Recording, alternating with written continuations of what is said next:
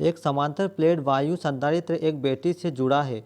प्लेटों के बीच पूरे स्थान को एक परावैद्युत से भर दिया जाता है तो परिणामतः बढ़ जाते हैं। तो यहाँ पर जो राइट आंसर आवेश तथा धारिता बढ़ जाते हैं। नेक्स्ट क्वेश्चन है दोस्तों, विद्युत एवं विद्युत धारा का अध्ययन करने के लिए सर्वप्रथम किसका अध्ययन करना आवश्यक होता है? तो परमाणु संरचना एवं इलेक्ट्रॉन का अध्ययन करना अति महत्वपूर्ण होता है। नेक्स्ट क्वेश्चन है, विद्युत धारा के प्रवाह एवं सभी प्रकार की इलेक्ट्रॉनिक प्रक्रिया के लिए कौन उत्तरदायी होते हैं? तो यह इलेक्ट्रॉन उत्तरदायी होते हैं। दोस्तों इलेक्ट्रॉन की खोज करने की थी, तो इलेक्ट्रॉन की जो खोज है वह जे थॉमसन ने की थी। नेक्स्ट क्वेश्चन है, इसका कोई निश्चित भार होता है। इसका कोई निश्चित भार होता है तथा जो स्थान घेरता है उसे क्या कहते हैं? तो उसे पदार्थ कहते हैं। दोस्तों पदार्थ जो है वह निश्चित भार होता है और स्थान घेरता है, जिसे क्या कहते हैं? हम पदार्थ कहते हैं। नेक्स्ट क्वेश्चन है, प्रत्येक पदार्थ छोटे छोटे कणों से बना होता है, उन्हें क्या कहते हैं? तो प्रत्येक पदार्थ छोटे छोटे कणों से मिलकर बना होता है, उन्हें क्या कहते हैं? उन कणों को क्या कहते हैं? उन्हें अणु कहते हैं। राइट आंसर आएगा अणु कहते हैं। नेक्स्ट क्वेश्चन है, पदार्थ का प्रत्येक अणु अपने से छोटे छोटे कणों से मिलकर बना होता है, इन कणों को क्या कहते हैं? तो इन कणों को परमाणु कहते हैं। नेक्स्ट क्वेश्चन है, कार्बन नामक तत्व से बने यौगिक की संख्या लगभग कितनी होती है? मोस्ट इंपोर्टेंट क्वेश्चन है फ्रेंड्स कि कार्बन नामक तत्व से बने यौगिक की संख्या लगभग कितनी होती है? तो यहाँ पर राइट आंसर का 10,000 से अधिक होती है। 10,000 से अधिक कार्बन नामक तत्व के यौगिक की संख्या होती है। नेक्स्ट क्वेश्चन है, मिश्रण के अवयवों को किन विधियों द्वारा पृथक किया जाता है? तो मिश्रण के अवयवों को भौतिक विधि द्वारा अलग किया जाता है। राइट आंसर आएगा भौतिक विधि द्वारा। नेक्स्ट क्वेश्चन है, यौगिक के अवयवों को किन विधि द्वारा पृथक किया जाता है? तो यौगिक के अवयवों को रासायनिक विधि द्वारा अलग किया जाता है। नेक्स्ट क्वेश्चन है, परमाणु किन मौलिक कणों से मिलकर बना होता है? मोस्ट इंपोर्टेंट क्वेश्चन है फ्रेंड्स कि परमाणु किन मौलिक कणों से मिलकर बना होता है? तो प्रोटॉन, न्यूट्रॉन तथा इलेक्ट्रॉन से मिलकर बना होता है। प्रोटॉन, न्यूट्रॉन तथा इलेक्ट्रॉन से परमाणु के मौलिक कण मिलकर बने होते हैं, जिनका नाम है प्रोटॉन, न्यूट्रॉन और इलेक्ट्रॉन। नेक्स्ट क्वेश्चन है, प्रत्येक परमाणु में एक केंद्रीय सघन भाग होता है। प्रत्येक परमाणु में एक केंद्रीय सघन भाग होता है, जिसे क्या कहते हैं? जिसे नाभिक कहते हैं, न्यूक्लियस या नाभिक कहते हैं। नेक्स्ट क्वेश्चन है, नाभिक के चारों ओर विभिन्न कक्षाओं ऑर्बिट्स में कौन परिक्रमा करता है फ्रेंड्स? तो नाभिक के चारों ओर की जो कक्षा होती है उसमें जो परिक्रमा करने वाला कण है वह कौन है? वह इलेक्ट्रॉन है। इलेक्ट्रॉन जो होता है फ्रेंड्स वह नाभिक के चारों ओर कक्षाओं में ऑर्बिट में गति करता है। नेक्स्ट क्वेश्चन है, नाभिक के चारों ओर की कक्षाओं का आकार कैसा होता है? तो नाभिक के चारों ओर की कक्षाओं का जो आकार है वह दीर्घवृत्तीयकार होता है, दीर्घवृत्तीय होता है, एलिप्सन होता है। नेक्स्ट क्वेश्चन है, नाभिक में अवस्थित कौन कौन से कण होते हैं? तो फ्रेंड्स प्रोटॉन और जो न्यूट्रॉन होते हैं वह नाभिक में, परमाणु के नाभिक में अवस्थित होते हैं, प्रोटॉन और न्यूट्रॉन।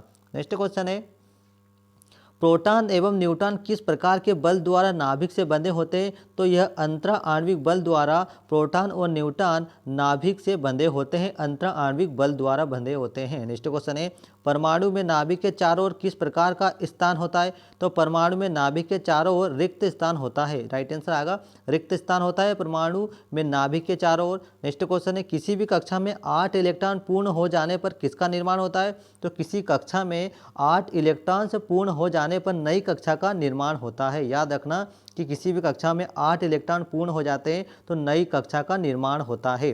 नेक्स्ट क्वेश्चन है, किसी तत्व के एक परमाणु में विद्यमान इलेक्ट्रॉन अथवा प्रोटॉन की संख्या का योग क्या कहलाता है? तो यह परमाणु संख्या या परमाणु क्रमांक कहलाता है। नेक्स्ट क्वेश्चन है, किसी तत्व के एक परमाणु के नाभिक में विद्यमान प्रोटॉन एवं न्यूट्रॉन की कुल संख्या क्या कहलाती है? तो कुल संख्या की बात की जाए तो यह परमाणु भार कहलाता है अथवा द्रव्यमान संख्या कहलाती है।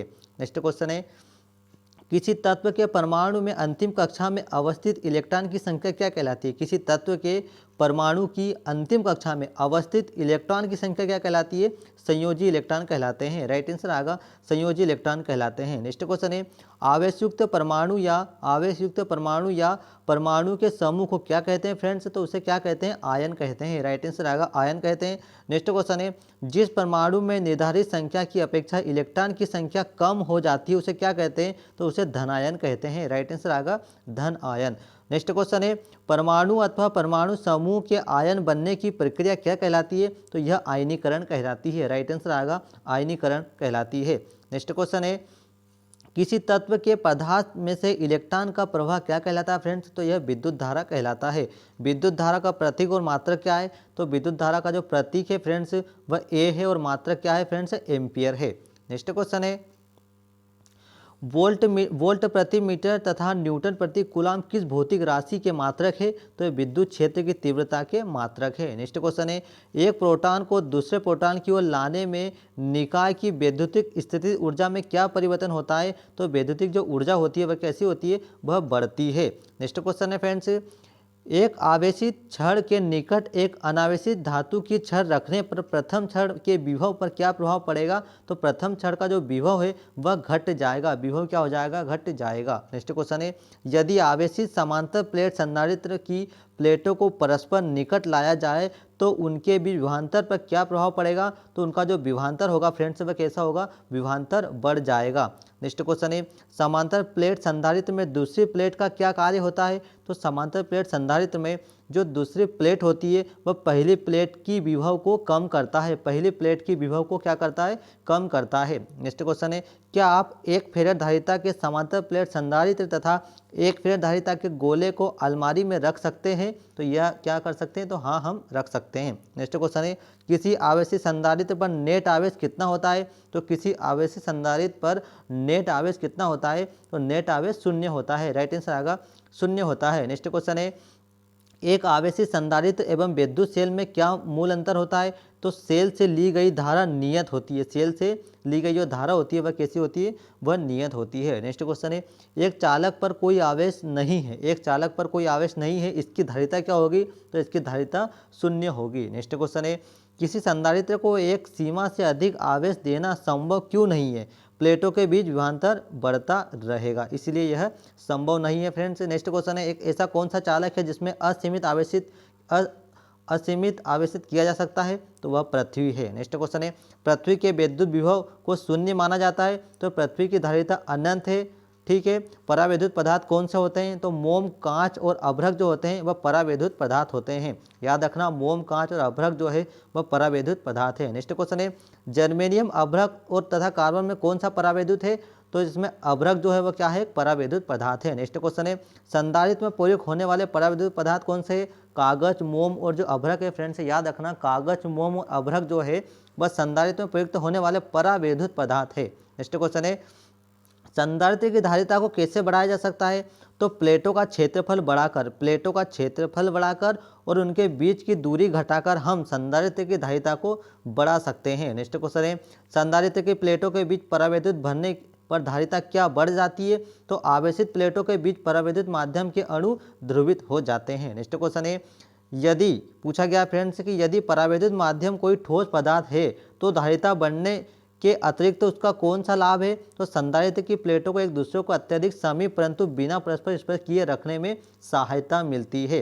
नेक्स्ट क्वेश्चन है फ्रेंड्स, यदि किसी आवेशित संधारित्र की प्लेटों को यकायक तांबे के द्वारा पृथक एक दूसरे से संबंधित कर दे तो क्या होगा? तो संधारित्र तुरंत ही निवेशित हो जाएगा। नेक्स्ट क्वेश्चन है, संधारित्र में परावैद्युत के रूप में धातुओं का उपयोग नहीं किया जा सकता है, क्यों?